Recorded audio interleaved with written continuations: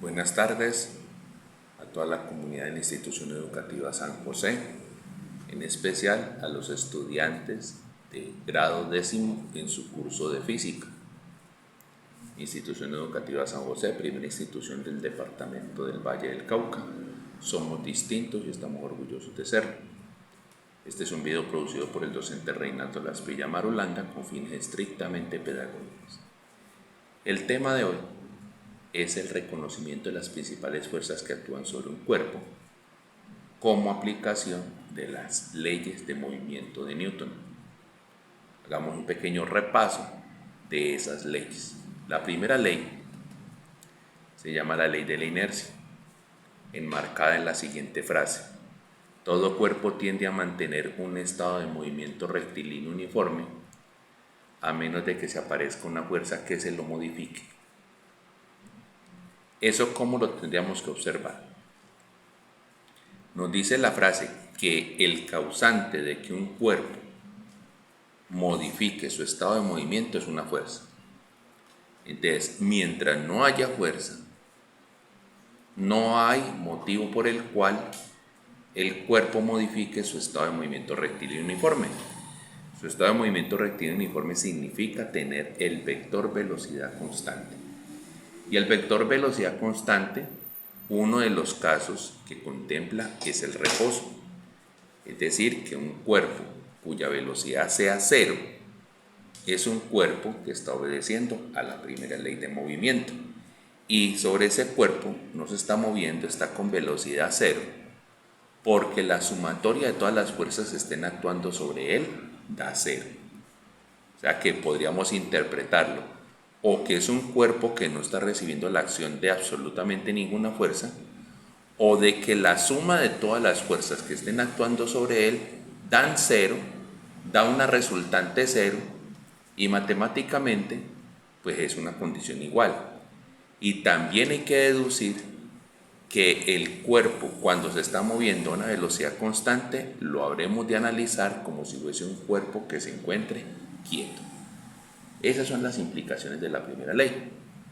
La segunda ley me dice que la sumatoria de todas las fuerzas que actúan sobre un cuerpo dan como resultado una fuerza resultante, y que esa fuerza resultante es igual al resultado de la multiplicación de la masa de ese cuerpo por la aceleración que esté sufriendo.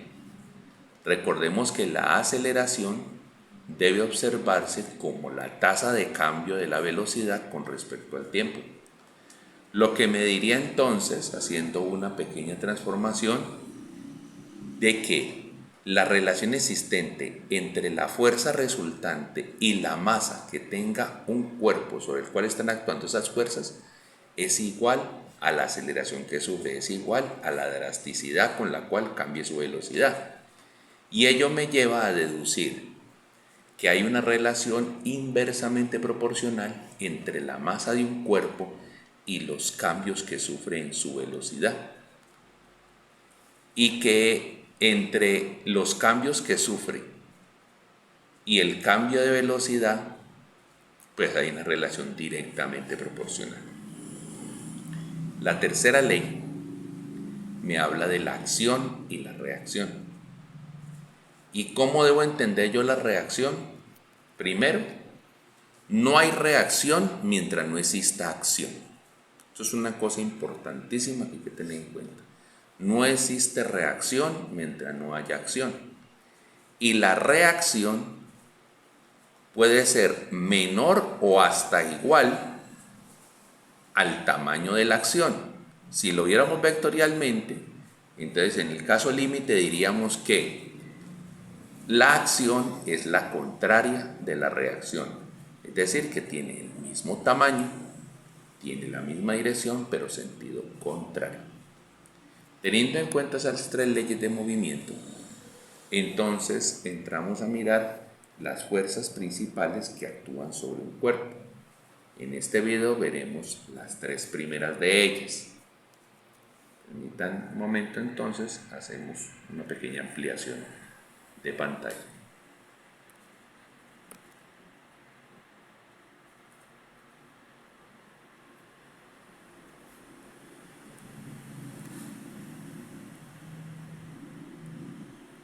La primera de esas fuerzas la hemos de llamar el peso. ¿Y qué es el peso? Para nosotros vamos a entender al peso como la traducción de la fuerza gravitacional en la cercanía de la superficie de la Tierra. ¿Cómo es eso? Hace muchos años, el científico inglés Sir Isaac Newton, al observar la caída de una manzana desde un árbol hacia el suelo y observando el cielo, postuló la siguiente frase que hemos de entender como la equivalencia mecánica de la fuerza gravitacional. Dice: así como la manzana cae al suelo, la luna cae sobre la Tierra.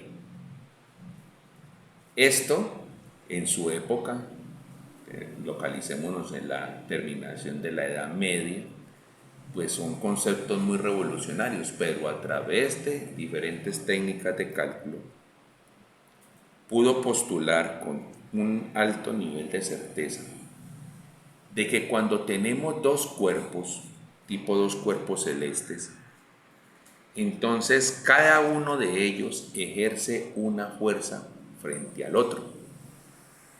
Si lo observamos en el dibujo que tenemos acá presente,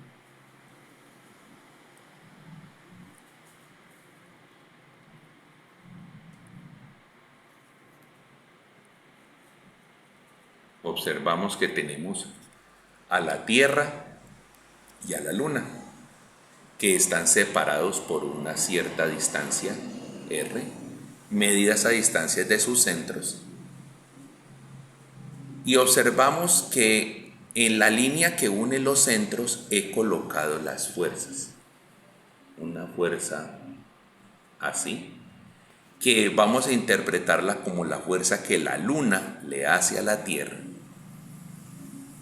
Y esta fuerza aquí, que hemos de interpretar como la fuerza que la Tierra ejerce sobre la Luna. Esas dos fuerzas son iguales en tamaño, iguales en dirección y de sentidos contrarios. Y entonces, ¿qué estableció Newton? Newton estableció de que la fuerza gravitacional ejercida por un cuerpo sobre el resto de los cuerpos celestes está en proporción directa a la masa entre los cuerpos y en relación inversa a la distancia que los separa.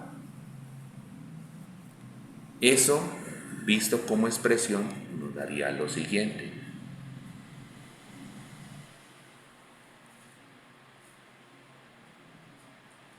Nos dice: la magnitud de la fuerza gravitacional, la fuerza G, va a ser igual a la multiplicación, para este caso esos dos cuerpos, Tierra y Luna, multiplicación de la masa de la Tierra por la masa de la Luna, por una constante gravitacional, que todos sabemos que en matemáticas se utilizan las constantes dentro de las expresiones matemáticas para equilibrar las unidades de medición,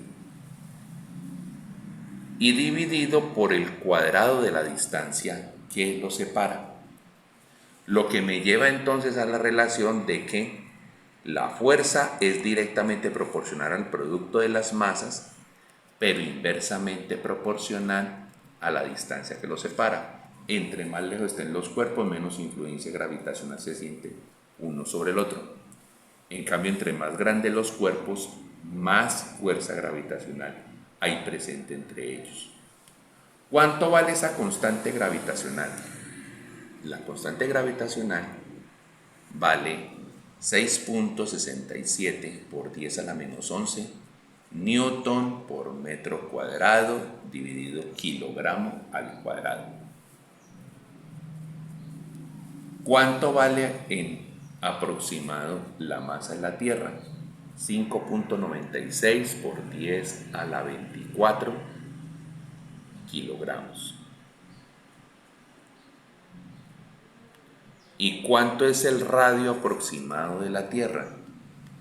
6.375 kilómetros. Pero recordemos que la Tierra no es una esfera completamente perfecta.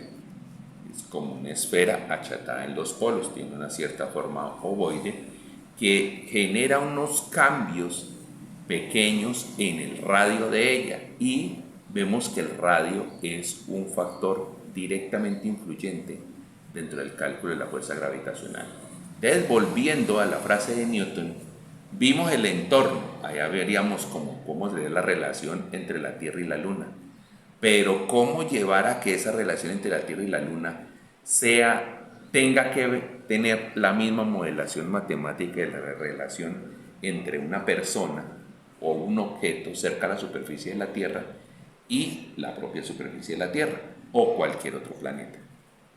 Entonces, como vemos en el dibujo que se encuentra ahí en el centro de la pantalla, ya tenemos como segundo objeto, tenemos a la Tierra con su masa mt, con su radio rt, y tenemos a la persona con su masa mp.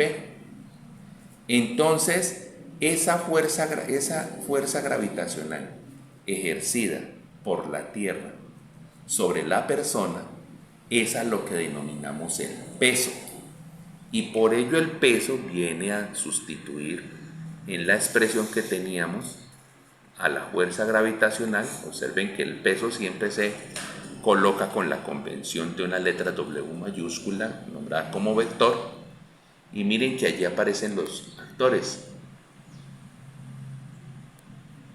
Está W igual a la constante G, la masa de la Tierra, la masa de la persona y la distancia que separa a la persona de la Tierra. Teniéndolo como todos los cuerpos estamos sobre la superficie de la Tierra, pues entonces sería el radio de la Tierra elevado al cuadrado. Si nos mostraran lo siguiente y encerráramos a la constante gravitacional, el radio de la Tierra y la masa de la Tierra, y dijéramos pues una constante por otra constante y dividido por otra constante, pues tiene que seguir dando constante. Y a esa constante, pero entonces usted ha dicho, no, venga, pero el radio de la Tierra es un poco variable, pero asumiendo el radio medio, el radio promedio de la Tierra, entonces hallaríamos a lo que hemos llamado la constante G, que para nuestros estudios de cinemática representan la aceleración de la gravedad. Y ese valor de la aceleración media de la gravedad lo tenemos como 9.806 metros por segundo por cada segundo, y dirigida siempre hacia abajo. ¿Por qué? Porque la fuerza peso siempre va hacia abajo, es decir, dirigida hacia el centro de la Tierra. Entonces, ese 9.806 metros sobre segundo por cada segundo, ¿cómo hemos de interpretarlo? Como que si un cuerpo es liberado para que empiece a caer desde una cierta altura, por cada segundo que él permanezca en el aire, su velocidad ha aumentado en 9.806 metros por segundo. Si el cuerpo partió del reposo y se demoró 3 segundos para chocar contra el suelo, pues entonces la velocidad a la cual va a chocar sería 9.806 multiplicado por 3, porque partió de velocidad 0 y va aumentando de 9.8 por cada segundo que estuvo en el aire. A esa fuerza entonces es a la que llamamos peso, y ese peso es el que registramos nosotros en la báscula. Entonces algunos dirán, pero cuando yo voy al laboratorio de química, a mí me piden es que separe masa.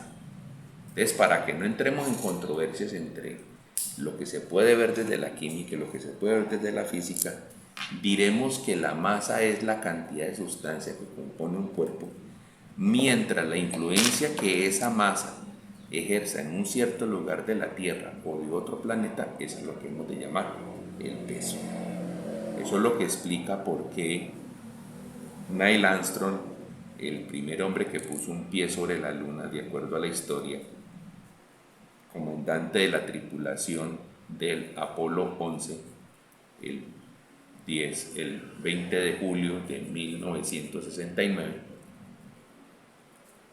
él, cuando se bajó con el traje, él podía caminar perfectamente hasta saltar en la Luna, siendo que con ese traje casi no se podía mover en la Tierra, porque ese traje en la Tierra pesaba 120 kilogramos. Pues resulta que la G, aceleración de la gravedad, en la Luna es apenas una sexta parte de la Tierra. Y entonces por eso a él, a pesar de que no se quitó absolutamente nada, es decir, no cambió su masa, sí el peso que manejó en la Luna era la sexta parte y eso le permitió moverse ágilmente con ese traje. Entonces el peso es la primera fuerza, es la fuerza que todos los cuerpos cargamos encima. La siguiente fuerza es a la que denominamos la fuerza normal. Entonces vamos a mirar cuál es la definición de la fuerza normal. Lo primero que hay que tener en cuenta es que la fuerza normal es una reacción. Es decir, recordemos la explicación de la tercera ley de Newton. Si no hay acción, no hay reacción. Y entonces, esa fuerza normal, entendida como Fn, la tenemos como la reacción a la fuerza W, a la fuerza peso, pero ejercida por una superficie sobre ese cuerpo. Es decir, solo vamos a tener fuerza normal siempre y cuando el cuerpo esté en contacto con una superficie. Aquí, en este dibujo que muestro, dejé un poco separados los dos cuerpos solo por cuestión de que se notara que son dos superficies distintas, pero allí deberían estar completamente pegados. Y al estar completamente pegados, ¿qué se va a observar? Si el cuerpo, ese cuadrito, estuviese sometido únicamente a la acción de la fuerza denominada W, alias peso, pues el cuerpo se tenía que mover hacia abajo.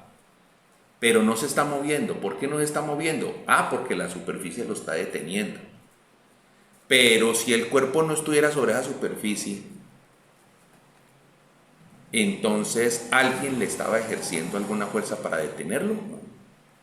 Entonces, para poder que haya fuerza normal, debe existir una superficie que contrarreste a la acción del peso.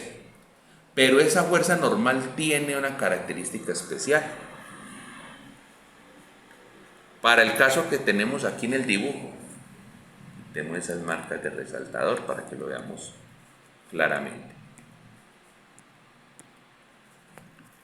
La fuerza normal tiene el mismo, para el caso de ese dibujo, tiene el mismo tamaño de la fuerza peso, tiene la misma dirección y el sentido contrario. Pero su sentido no está dicho por el vector peso, no. Está dicho por el hecho de que siempre debe estar a 90 grados con respecto a la superficie. Es decir, que el vector normal, porque la palabra normal en geometría se refiere a perpendicularidad, entonces el vector fuerza normal es porque es perpendicular a la superficie. Para el caso del dibujo, las dos fuerzas suman 0 y ahí es donde diríamos que tenemos una condición estática. Pero resulta que se nos ocurre inclinar la superficie,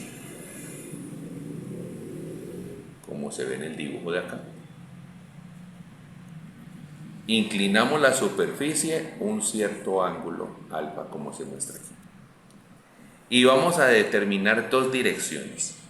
Una dirección paralela a la superficie y una dirección perpendicular a la superficie. La paralela la vamos a asumir como X, la perpendicular como Y.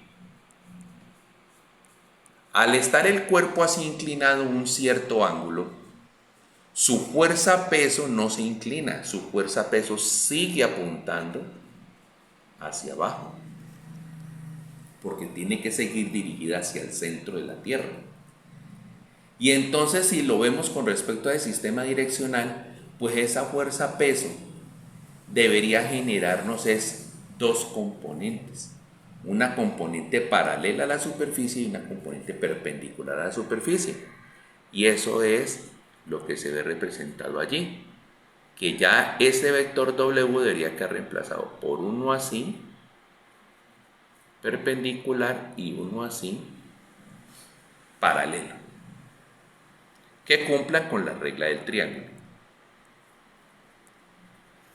Entonces, ¿la fuerza normal a qué va a ser igual? Pues la fuerza normal va a ser igual no a la totalidad del peso, sino solo al tamaño del vector del peso proyectado sobre el eje perpendicular, o sea, la componente Y del peso. Si lo comparamos con la situación que estaba a la izquierda, ¿qué va a pasar? ¿Qué va a pasar con la fuerza normal? En esta situación disminuye. Ahí disminuye. Miremoslo un poco más al detalle aquí,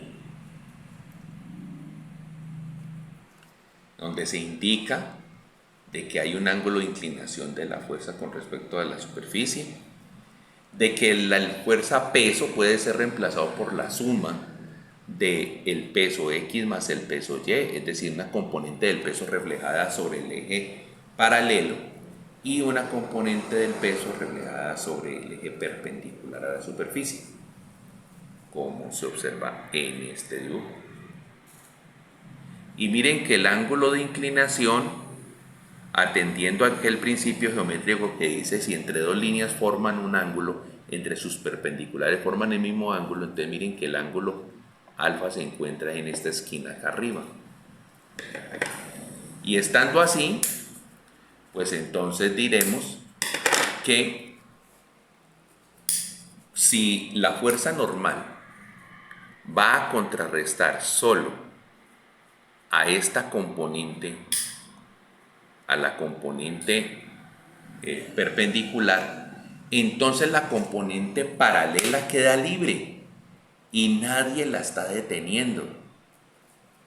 Y entonces el cuerpo se movería inmediatamente deslizándose falda abajo por esa superficie inclinada, a menos de que existiera una fuerza que fuese paralela a la superficie y que tuviese el mismo tamaño que esa componente paralela del peso. Y esa es la última fuerza que vamos a ver, y se va a llamar la fuerza de fricción o la fuerza de rozamiento. Entonces miren de que si estuviésemos nada más supeditados a la situación que observamos allí, encontraríamos que el cuerpo se rodaría a esta situación que vemos aquí. Para como está así, el cuerpo se rodaría. ¿Por qué? Porque la componente longitudinal, que estaría de este tamaño, no tiene nadie quien lo contrarreste. Entonces, esa es la pregunta que se hace en el comentario allí abajo. Dice, ¿quién contrarresta entonces el efecto causado por la componente del peso dirigida en el eje paralelo a la superficie, es decir, el eje X? Es como les digo, se llama la fuerza de fricción o fuerza de rozamiento. ¿Y qué es lo más importante para saber de la fuerza de fricción? Que también es una reacción. Y como es una reacción, mientras no haya acción, no hay reacción. Esa es la causa por la cual en este dibujo no aparece la fuerza de rozamiento. Pero es que las superficies pueden ser ásperas, después veremos que la fuerza de rozamiento tiene que ver con la rugosidad. Sí, pero como ahí solo se ve un cuerpo sometido a dos fuerzas y está quieto, es porque no hay más fuerzas presentes. O sea que la fuerza de rozamiento no se puede valorar mientras no haya una incitación a tratar de que el cuerpo se mueva. ¿Cuándo empezó a haber una incitación para que el cuerpo se moviera? A medida que empezamos a tratar de inclinar la superficie. Con esa inclinación empezamos a tratar de buscar que la caja se rodara hacia abajo. Y entonces si se va a rodar loma abajo, ¿por qué todavía no ha caído? Porque debe existir una fuerza que lo esté contrarrestando. Y esa es la definición de la fuerza de rozamiento. Miremosla acá. Reacción de oposición a la fuerza que lidera la tendencia al movimiento del cuerpo. O sea que la fuerza de rozamiento siempre tendrá un sentido contrario a la tendencia de movimiento que vaya a tener un cuerpo. ¿Y cómo lo podemos ver en gráfica? Miremos al mismo cuerpo en tres situaciones distintas. Voy a reducir un poco el tamaño acá para que lo podamos ver.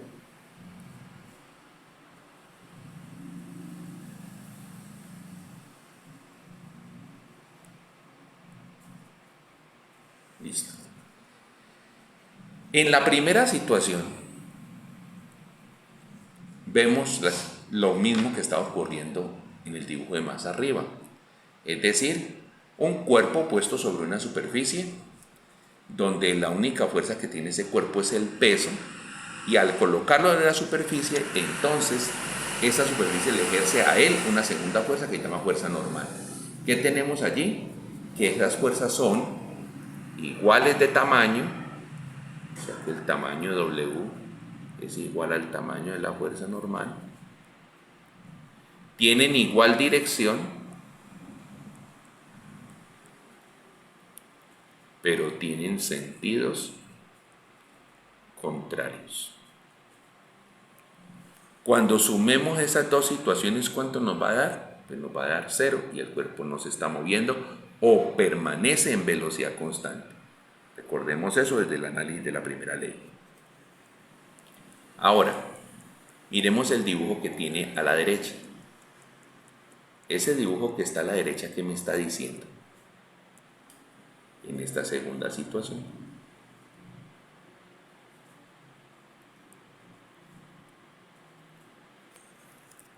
ya aparece una pequeña fuerza a la izquierda.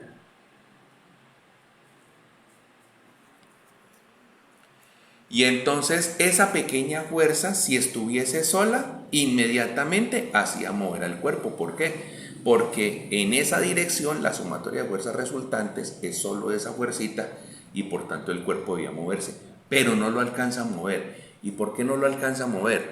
Porque aparece un en sentido contrario que llama fuerza de rozamiento. Y a medida que yo vaya incrementando esta fuerza incitadora al movimiento, va incrementándose también la fuerza de rozamiento. Pero la fuerza de rozamiento no puede ir creciendo ilimitadamente. Llegará un momento donde se dará su valor máximo. ¿Y cuánto va a valer dar su valor máximo? El valor máximo es la fuerza de rozamiento, a lo que llamamos rozamiento estático, porque apenas va a tratar del cuerpo de empezarse a mover, va a ser igual a la multiplicación entre un coeficiente que llama coeficiente de rozamiento, es decir, la valoración de la rugosidad entre las dos superficies en contacto, multiplicado por el tamaño de la fuerza normal. Entonces, si lo lleváramos a la parte a lo que vimos arriba, a lo que observamos aquí, ¿por qué el cuerpo empezó a rodarse? Empezó a rodarse porque disminuiría su fuerza máxima de rozamiento que puede tolerar, porque al disminuir la fuerza normal, entonces disminuye el tamaño también de la fuerza de rozamiento.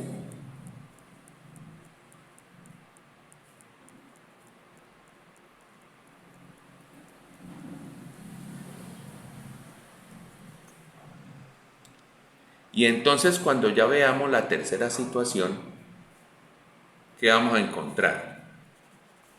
Vamos a encontrar que esa fuerza es levemente mayor que la fuerza máxima de rozamiento y por ello, entonces, como es levemente mayor, cuando la sumemos, nos va a dar una resultante hacia acá y por eso el cuerpo se movería hacia la derecha. Entonces se mueve hacia la derecha por la diferencia entre esas dos fuerzas. Bueno, y entonces esa expresión de la fuerza de rozamiento, ¿qué implicaciones tiene? Analicémoslo detenidamente. Lo primero es no caer en el error de decir esto.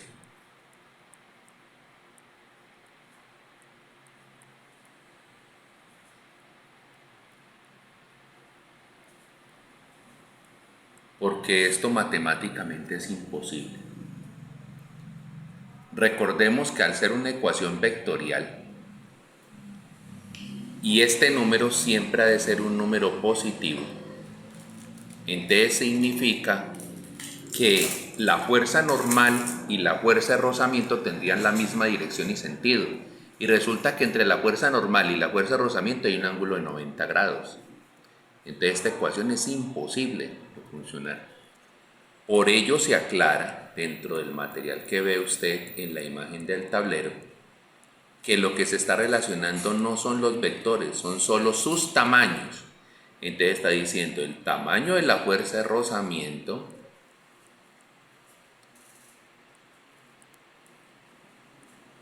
es proporcional al tamaño de la fuerza normal.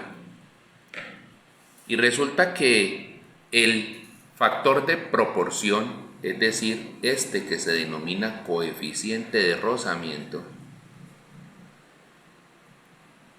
es un valor que está entre 0 y 1. Entendiendo como 0 la superficie ideal, completamente lisa. Y entendiendo como 1 la superficie ideal que no permite desplazamiento alguno. Ambos valores son ideales. La tecnología no ha permitido que tengamos todavía superficies con coeficiente de rozamiento 0. Hemos estado muy cercanos a lo que se llaman los acabados espejo, y puede que ustedes hayan visto programas de tecnología donde se observen superficies donde encajan una pieza con otra y no se ve dónde está el límite de una pieza y la otra por el acabado que tiene. Ese es muy cercano a 0. Y ese valor, al estar entre 0 y 1, ¿qué me está indicando? Que siempre el tamaño del vector fuerza normal es mayor que el tamaño del vector fuerza de rozamiento, y que ese coeficiente de rozamiento va a depender de algo fundamental, y es la rugosidad entre las superficies. Si yo pongo a rozar una superficie de esta manera contra una superficie así, la rugosidad entre ellas dos parecería ser muy poca, o sea, de que el deslizamiento de una superficie sobre la otra sería muy fácil, y eso implicaría un coeficiente de rozamiento muy bajo. Caso contrario, lo que podríamos ver que nos ocurre entre los dientes de dos piñones. Entonces, uno así y la otra superficie así. Cuando yo pretenda mover esta para acá y la otra hacia el otro lado, pues entonces va a haber una gran fricción entre los dos, y a eso es a lo que se le llama un coeficiente de rozamiento alto. Eso es completamente necesario para poder transmitir una potencia, en el caso de los piñones, y por ello se utilizan sustancias que vayan en medio de los dos para bajar un poco el coeficiente de rozamiento, lo que se llama técnicamente un lubricante. Entonces lo que uno tiene que buscar siempre que el rozamiento baje a 0. No, rozamiento a 0 no se puede tener tampoco, porque nos sucedería como lo que nos pasa cuando vamos a asear el baño de mala gana. Le echamos un pocote de jabón a eso y después estamos encartados, parados encima de ese baño tratando de secarlo, y siempre se nota que tiene jabón y usted se para a pie limpio allí y de una se cae. ¿Por qué? Porque no es capaz de dar un paso, porque para dar un paso necesitamos tener una cierta firmeza. Lo que pasa es que con respecto al rozamiento es ni tanto que queme al santo, ni tan poquito que no lo alumbre para hacer una transmisión efectiva de un movimiento. Vamos a seguir estudiando sobre estas tres fuerzas. Posteriormente estudiaremos la fuerza de tensión de una cuerda, la fuerza restitutiva de un resorte, y lo analizaremos en distintas situaciones. Muy buenas tardes.